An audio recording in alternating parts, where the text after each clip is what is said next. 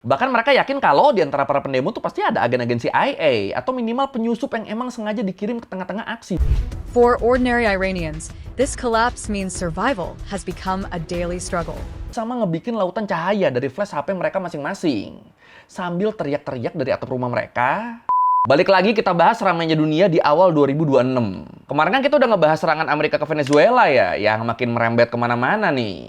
Nah sekarang kita geser dikit ke wilayah Timur Tengah. Kita bahas demo berdarah gede-gedean di Iran. Ya, kalau lu ngikutin berita internasional belakangan ini, di Iran tuh kan emang lagi ada demo gede kan, yang terjadi di berbagai kota dan provinsi di sana. Bahkan demo besar ini tuh digadang-gadang bakal nyiptain revolusi baru di Iran loh, setelah revolusi Islam tahun 1979. Tapi emang sebenarnya ada apa sih di Iran? Kok sampai ada demo gede-gedean gini?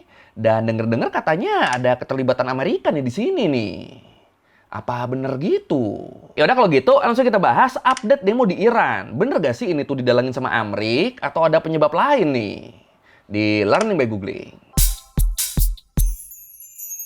Oke, sebelum kita bahas demonya, kita bahas dulu penyebabnya. Kenapa masyarakat Iran pada kompak turun ke jalan buat demo? Ya, kalau menurut berbagai sumber, kayak Al Jazeera sama Reuters disebut pemicu utama demo di Iran ini tuh duit, ekonomi. Iya, jadi kondisi perekonomian Iran belakangan ini tuh lagi ada di titik terendahnya.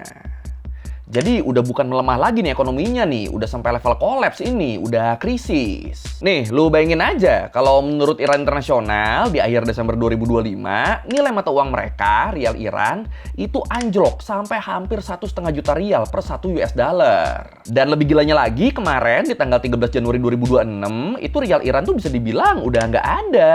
Soalnya, nih kita lihat nih, 1 rial sama dengan 0 euro. Atau ini, 1 rial sama dengan 0 US dollar. Atau kita bandingin sama yang punya kita deh. 1 rial sama dengan 0,015 rupiah. Ini gila kan? Jadi ya jebloknya nilai rial Iran ini tuh nggak main-main ya. Soalnya nilainya tuh emang berkurang terus cuma dalam kurun waktu beberapa bulan. Sampai jadi 0 kan tadi kan. Terus nih, inflasi tahunan Iran juga tuh melonjak tajam. Sampai nyentuh angka 42%. Terus harga makanan tuh naik 72% dan biaya kesehatan naik 50%. Ini kan gila ya, buat kebutuhan dasar loh ini loh, naiknya sampai hampir 2 kali lipat loh. Ditambah lagi, Iran juga tuh lagi ngalamin krisis air dan energi yang parah, yang ngebikin listrik di kota-kota di Iran tuh jadi sering mati selama berjam-jam deh. Kasihan banget ya. The Iranian rial is now trading at around 1,429,500 to the US dollar.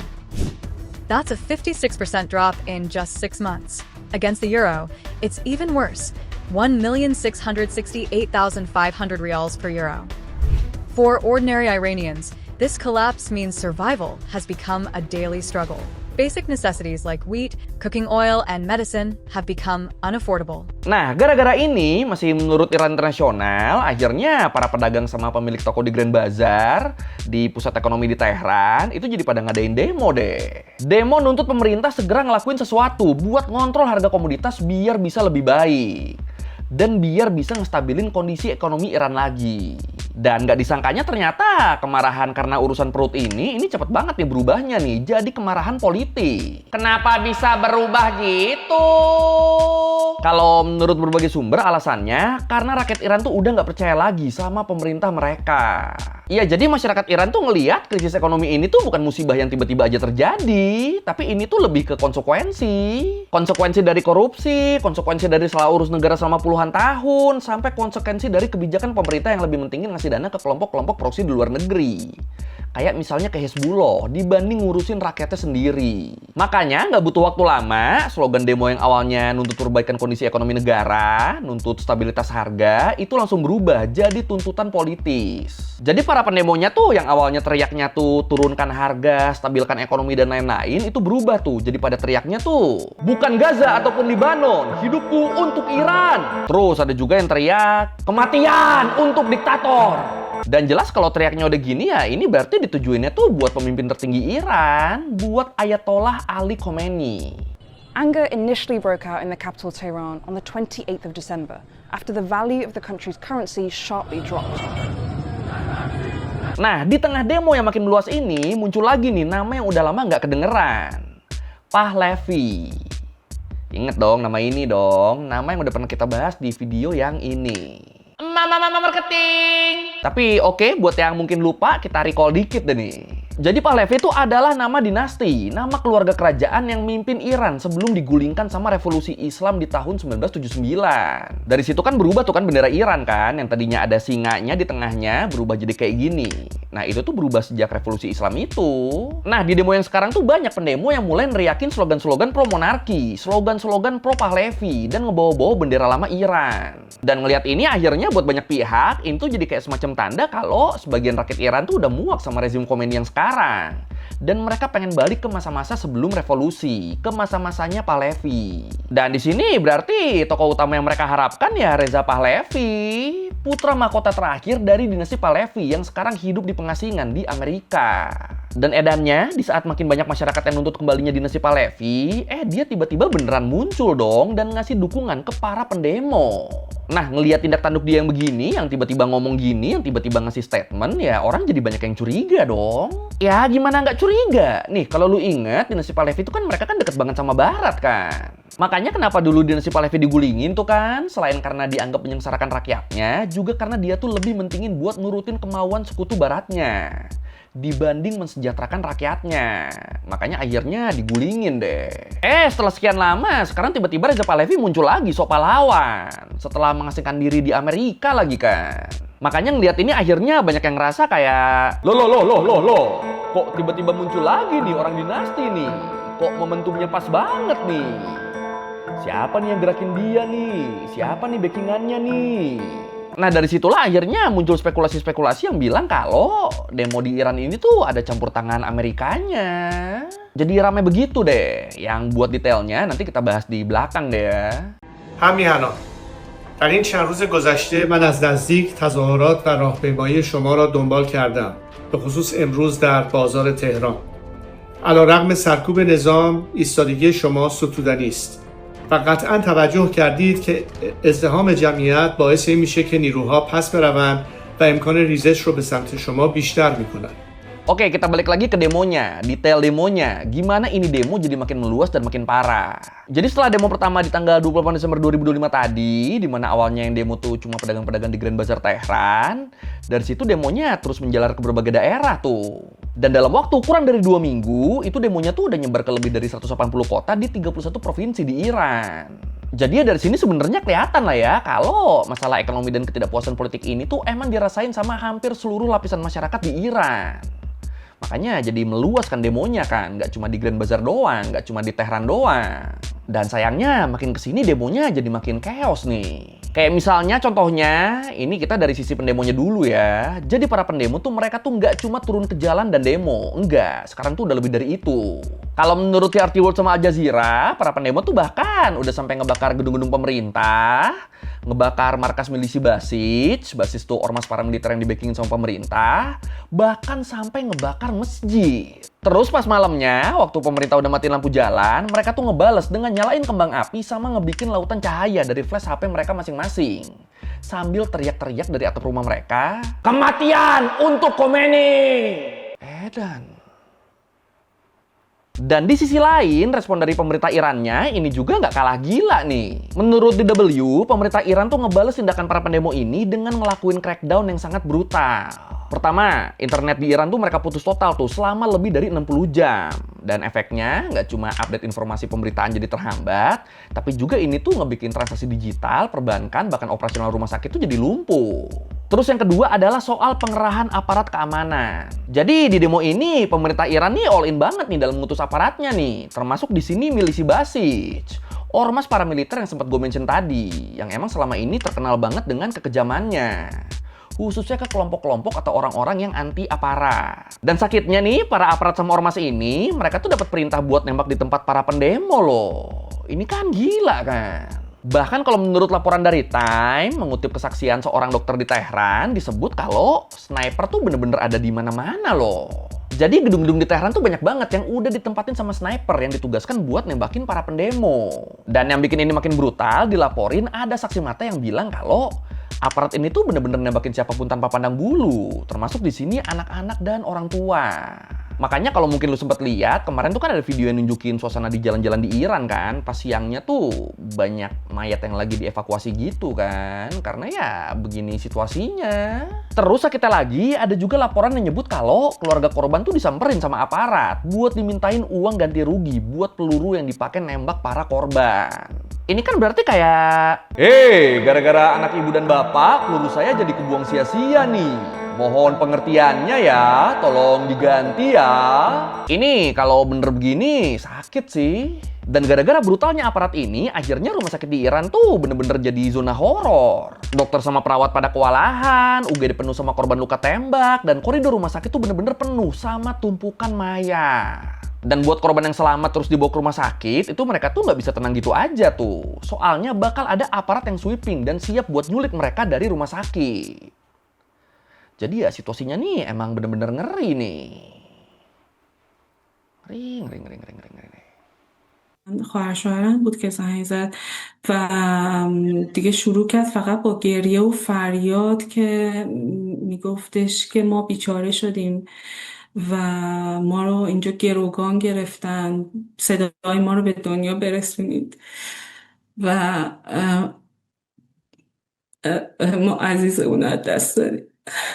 Dan gara-gara semua kengerian ini, akhirnya demo di Iran sekarang tuh jadi salah satu yang paling berdarah dalam sejarah modern Iran. Dan kalau kita ngomongin jumlah korban, sebenarnya angkanya tuh masih susah banget buat dipastiin. Tapi kalau menurut kelompok-kelompok HAM kayak Rana sama Iran Human Rights, mereka tuh memperkirakan seenggaknya ada ratusan orang yang tewas. Dan lebih dari 2.600 orang ditangkap. Dan yang pasti gara-gara ini, kehidupan di kota-kota besar di Iran ya praktis jadi lumpuh deh. Jadi ya bisa dibilang apa yang terjadi di Iran ini tuh udah bukan lagi sekedar demo nih, tapi udah kayak medan perang di jalanan. Perang antara masyarakat ngelawan aparat. Tapi emang benar demonya didalangin Amerika? Ya kalau menurut klaim pemerintah Iran sih jawabannya udah pasti iya. Jadi kalau menurut Al Jazeera, Presiden Iran Masoud Pezeshkian dan pemimpin tertingginya, Supreme Leadernya Ayatollah Ali Khomeini, mereka tuh kompak nuduh Amerika sama Israel sebagai dalang yang mendanai dan mengarahkan para perusuh dan teroris buat bikin kekacauan. Mereka bilang ini nggak mungkin nih rakyat Iran yang murni protes nih. Ini pasti ada konspirasi musuh-musuh Iran. Pasti ada keterlibatan Amerika sama Israel di sini. Bahkan mereka yakin kalau di antara para pendemo tuh pasti ada agen-agen CIA atau minimal penyusup yang emang sengaja dikirim ke tengah-tengah aksi buat manas-manasin demonya, biar demonya jadi makin chaos. Apalagi inget tadi kan tiba-tiba aja tuntutannya berubah kan dari masalah ekonomi jadi masalah politik. Tahu-tahu jadi pada nuntut dibalikinnya ke pemimpinan dinasti Pahlavi yang emang terkenal deket banget sama Amerika sama Israel kan. Nah gara-gara ini makanya pemerintah Iran yakin ini demo pasti didalangin sama mereka nih. Terus tanggapan Amerikanya gimana? Ya kalau menurut laporan CBS News sama Associated Press, Presiden Donald Trump tuh emang secara terbuka ngasih dukungan buat para pendemo tuh. Lewat akun Truth Socialnya dia nulis, Iran sedang mencari kemerdekaan yang mungkin belum pernah mereka alami. Amerika siap membantu. Sama Trump juga ngancem bakal nyerang Iran dengan sangat keras kalau pemerintah sampai ngebunuh para pendemo. Dan ya kalau menurut gua ancaman ini buat sekarang nggak bisa dianggap sebagai omong kosong sih. Terutama sejak apa yang dia lakuin di Venezuela. Apalagi terus kalau lu ingat pernah kita bahas juga di tahun 2025 kan Amerika kan sempat ngebom fasilitas nuklirnya Iran kan. Jadi ya gue sekarang kalau ngedenger peringatan-peringatan dari Trump gini ada ngeri-ngerinya sih. Dan gak cuma Amerika, Israel sebagai sekutu terdekat Amerika di Timur Tengah itu mereka juga tuh sekarang tuh lagi siaga tinggi. Jadi ya emang tensi tiga negara ini tuh lagi tegang parah nih sekarang nih. If they start killing people like they have in the past, I think they're going to get hit very hard by the United States. American President Donald Trump repeated his threat that the U.S. could get involved. An Iranian official says any U.S. or Israeli action would be terrorism. Tapi ya terus kalau menurut banyak pengamat, kebanyakan dari mereka tuh lebih setuju kalau akar masalah demo ini tuh ya murni dari permasalahan di dalam negerinya Iran sendiri sih. Bukan dari luar, bener-bener dari dua masalah tadi. Masalah ekonomi yang kolaps sama pemerintah yang dianggap represif. Jadi kalau menurut mereka, rakyat Iran sendiri tuh emang udah ada di titik jenuh dan pas ada pemicunya ya akhirnya mereka meledak deh. Nah baru dari situ diyakini Amerika Israel masuk, baru ikut andil mereka. Ya soalnya gimana pun jelas mereka punya kepentingan kan. Dan bakal dapat banyak keuntungan kalau rezim di Iran sekarang yang jadi musuh bebuyutan mereka sampai goyah atau bahkan tumbang. Jadi ya itu ya, kalau menurut banyak pengamat, awalnya demonya ini organik, emang keresahan masyarakat Iran, baru tuh di tengah-tengah tuh ada yang masuk tuh, ada yang ya melancarkan agenda-agenda mereka lah. Tapi kalau menurut tuh gimana nih? Apakah demo ini tuh awalnya murni gerakan rakyat atau emang dari awal tuh udah ada dalang asingnya? Yang mana nih? Silakan komen. Ternyata baru ada update nih. Bener-bener pas lagi gue syuting sekarang nih ada update-nya nih. Jadi ya sekalian lah ya.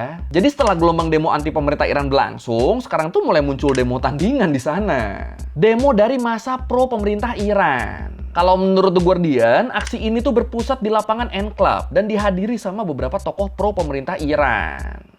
Salah satunya tuh doi nih, Mohammad Bagher Ghalibaf, ketua parlemen Iran. Kalau menurut Ghalibaf ini, saat ini Iran tuh lagi berperang di 4 front. Perang ekonomi, perang psikologis, perang fisik melawan Amerika sama Israel, sama perang ngelawan teroris. Iya, jadi kalau menurut dia, sama menurut masa pro pemerintah, aksi kemarin tuh, demo besar di Iran kemarin tuh, itu merupakan aksi yang dilakuin sama teroris.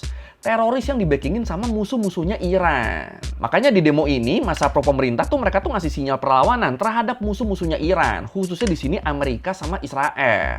Bener-bener selama demonya berlangsung, para pendemo ini tuh mereka tuh neriakin slogan-slogan, "Matilah Amerika, matilah Israel." Ya pokoknya yang diteriakin kebalikannya aja udah. Sama demo ini juga tuh disambut statement tegas dari pemimpin tertinggi Iran, dari Ayatollah Ali Khomeini. Dia bilang, demo ini adalah gambaran bahwa rakyat Iran masih setia bersama pemerintah. Dan jadi peringatan buat Amerika buat jangan macem-macem sama rakyat Iran. Dan ini peringatannya jadi berasa on point sih. Soalnya kan kemarin kan pemerintahan Trump tuh kan emang sempat ngeluarin statement yang bilang kalau mereka bakal ngelakuin intervensi di Iran sebagai bantuan buat masyarakat Iran. Bantuan biar rakyat Iran bisa lepas dari rezim Khomeini.